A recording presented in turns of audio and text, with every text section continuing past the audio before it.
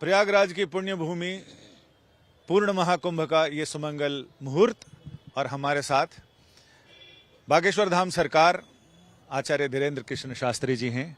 इनसे हम बात करते हैं। ये ऐसा मांगलिक मुहूर्त है, 143 साल बाद ज्योतिष गणना कर रहे हैं कि आया है, तो आम जनता इसको कैसे समझे, इस गूढ़ तथ्य को? सबसे बड़ी बात कि यहाँ के महत्व को समझने के लिए हमको वाहिक डुबकी लगाने से पहले अंदर डुबकी लगानी पड़ेगी।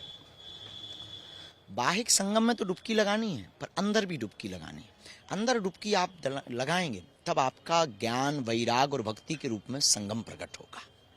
ये संगम ही अनूठा, अंदर का जो संगम है ना, उसमें डुबकी लगाना बहुत जरूरी है। तो आप जो भी यहाँ पधारें, बहुत अद्भुत अनूठा संयोग है। त्रिवेणी का संगम है जिसमें गंगा, यमुना, सरस्वती तीनों का संगम। लेकिन अनूठा ये भक्त, भगवंत और गुरु, इन तीनों का भी संगम है, जिन्हें संत भी कह सकते हैं। भक्त, भगवंत और संत, इन तीनों का भी संगम। आज अद्भुतता एक बात और है, आज आप देखेंगे कि आज राष्ट्रीय पर्व है और पूरे मठ महंत आचार्य महापुरुष जिनके खालसा लगे, छोटी छोटी कुटियों में बैठे भजनानंदी महात्मा जिन पे माइक है, उनके माइकों में आप देखिए सुबह से राष्ट्रभक्ति के गीत बज रहे हैं। क्या अनूठा संयोग है, कितना अद्भुत संगम है राम भक्ति का और राष्ट्रभक्ति का, राष्ट्रभक्ति का, राम भक्ति का और साधु भक्ति का, गुरु भक्ति का। कितना अनूठा त्रिवेणी संगम है। इसलिए जो भी मानस यहाँ आए वो अपने मानस में ये पटल, मानस पटल में ये रख करके जाए यहाँ से कि जो डुबकी हमने बाहर लगाई वो अब अंदर भी लगाना है। भक्त, भगवंत और संत, अब संतों को लेकर ये है कि बहुत सारे संत होना और संत बनना, इसमें बहुत सारा अंतर है।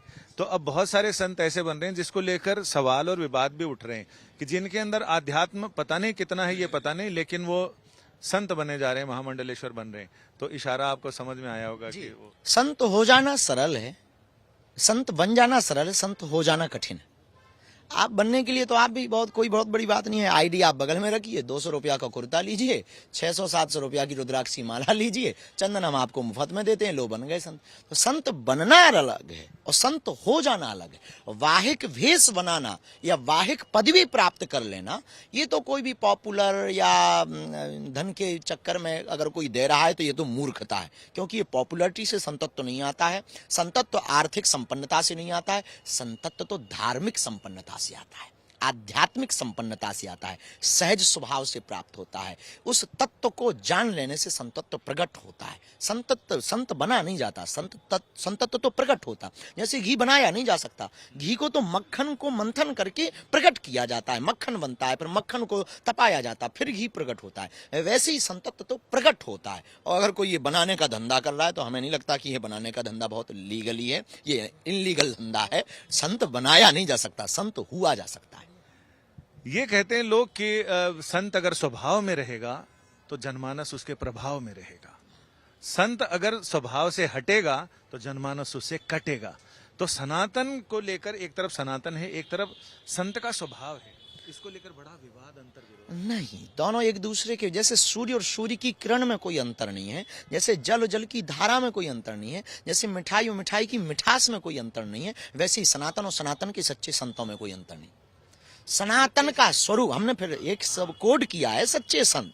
अब उसमें ये कैटेगरी आपको निश्चित करनी है कि सच्चे कौन है, अच्छे कौन है, बच्चे कौन है और कच्चे कौन है। आपने सनातन, हिंदुत्व और हिंदुस्तान, इसकी बात की, इस पे धर्म संसद में भी आप बात अपनी रखने जा रहे, चर्चा करने वाले हैं।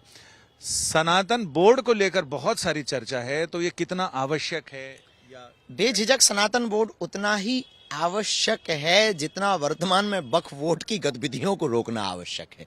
जैसे कि उन्होंने कुंभ की भूमि को 54 बीघा लगभग उन्होंने अपनी बता दी। तो इस प्रकार की जो उन्होंने बयान दिए तो निश्चित रूप से उसके प्रतिरोध में ये निश्चित रूप से भारत में संवैधानिक सबको समानता का अधिकार है। ये असमानता कैसी? वक्फ बोर्ड उनके पास में अधिकार, उनकी अलग बोर्ड है। भारत में ऑलरेडी कोर्ट है, हाई कोर्ट है, सुप्रीम कोर्ट है, वो अपनी कोर्ट बैठाते हैं। हमें लगता है ये असमानता है, ये संविधान के खिलाफ है, ये संविधान की निश्चित रूप से धज्जियां उड़ाई जा रही हैं। वक्फ बोर्ड जब तक है तब तक निश्चित रूप से बाबा साहब अम्बेडकर को बुरा लग रहा होगा, क्योंकि उन्होंने समानता का अधिकार दिया, और समानता का अधिकार दिया है तो उनको भी अगर अधिकार है तो हम भी तो इस देश के निवासी, हमारा भी तो सनातन है, हमको भी बोर्ड होना चाहिए या फिर उनका खत्म होना चाहिए। तो जरूरी, लेकिन एक बात बोले आज तक पर, उससे ज्यादा जरूरी हिंदू राष्ट्र है। ये हो जाएगा, बैंक अपने बाप का हो जाएगा, तो एटीएम की जरूरत नहीं। इसमें एक बड़ा सवाल राजनेता उठा रहे हैं। उनका ये कहना है कि कुंभ की जो व्यवस्थाओं की बात सरकार कर रही है, ऐसी गंगा में नहाने से तो बीमारियां बढ़ेंगी, इंतजाम हो तो हज जैसे होने चाहिए, ऐसे हाइजेनिक, हज जैसे हाइजेनिक। उनको देश छोड़कर के मक्का मदीना में बसना प्रारंभ कर देना चाहिए। अभी समय है, आगामी कुंभ तक उनको यहाँ से विस्थापन कर लेना चाहिए। चूंकि राजनेताओं पे हम कोई टिप्पणी नहीं करते, पर सनातन की बात पर हम चुप भी नहीं रह सकते।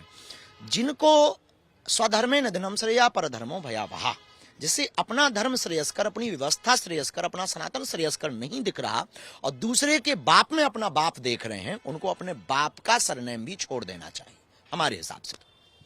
एक सवाल एक बड़ा ये भी आ रहा है कि कुंभ की व्यवस्था को लेकर बहुत सारे सवाल उठ रहे हैं। 29 तारीख मौनी अमावस्या है, सबसे बड़ा पर्व है, अमृत स्नान है, इतनी बड़ी भीड़ 10 करोड़ से ज्यादा जुटने वाली है, तो इसे लेकर सरकार की जितनी अपनी व्यवस्था है उतनी व्यवस्था अनुसार उन्होंने सुनियोजित तरीके से किया, इसमें कोई किंतु परंतु नहीं।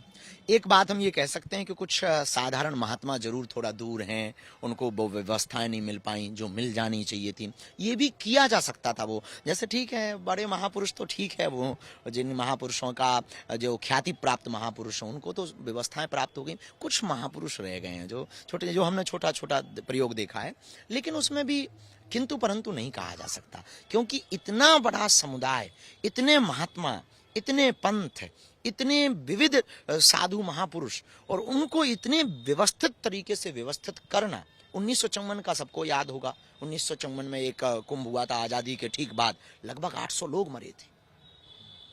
उससे तो बहुत बेहतरीन है, हम डेवलपमेंट है, हम लाइट के उजाले में हैं, यहाँ नहाने की व्यवस्था है, एनडीआरएफ की टीम है, गंगा मित्र हैं, सेवा मित्र हैं, गंगा की सफाई नित्य हो रही है।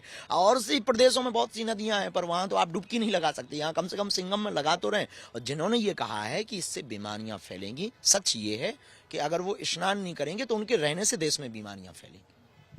एक और सवाल जो चर्चा ये हो रही है कि कुंभ का आयोजन, जब भी ये महापर्व आता है तो लोग अध्यात्म पे चर्चा करते हैं, साधु संतों की तपस्या पे चर्चा करते हैं, उनके अनुभव पे बात करते हैं। लेकिन इस बार का कुंभ डिजिटल तो है, लेकिन डिजिटल की वजह से इसमें ममता कुलकर्णी चर्चा में है, कभी आईआईटी बाबा चर्चा में है, कहीं वो मोनालिसा चर्चा में है। तो जो मुख्य चर्चा होनी चाहिए अध्यात्म पे, उससे कहीं डिरेल्ड हो गया। हमने पूर्व में एक बयान दिया है कि कुंभ अपने उद्देश्य से महाकुंभ भटक रहा है, इसमें कोई संदेह नहीं। हम यहाँ बयानबाजी करने के लिए नहीं आए, हम यहाँ अपने सनातन पर मंथन करने आए। हमारे महापुरुष हैं, वीतराग महात्मा हैं, फक्कर महात्मा हैं, जोगी हैं, जपी हैं, तपी हैं। हम यहाँ मंथन करने आए कि हमारे सनातन में और क्या कुरीतियां रह गई जिनको सुधारा जा सके, और क्या ठीक किया जा सकता है जिससे विश्व को अपना परिवार बनाया जा सके, और क्या व्यवस्थित किया जा सकता है सनातन में जिससे सबको स्वीकार किया जा सके, और ऐसा क्या किया जा सकता है जिससे हिंदुत्व और हिंदुस्तान तीनों की वृद्धि हो, उन्नति हो और जल्दी हिंदू राष्ट्र हो। मेरा अंतिम प्रश्न ये है कि मौनी अमावस्या पर मौन रहा जाए या मुखर, क्योंकि अब समय है मुखर होने का। वाणी मौन हो जाए पर विचार जो है मुखर होने चाहिए। वाणी मौन हो जाए, विचार मुखर, और ऐसे में सुनने वालों को भी चाहिए कि वो मौन की आवाज सुन ले, विचारों की आवाज सुने। और यही कुंभ का असली ध्येय, असली मकसद, असली अर्थ होना चाहिए कि वहां पर संतों के मौन को समझ लिया जाए। वाणी को तो समझ ही रहे हैं, जिस दिन मौन समझ में आ जाएगा उस दिन ये भी समझ में आ जाएगा मैं कौन, यानी वाईफाई समझ में आ जाएगा, why I find I. Cameraman Sanjay Sameer के साथ संजय शर्मा, तीर्थराज प्रयाग, आज तक।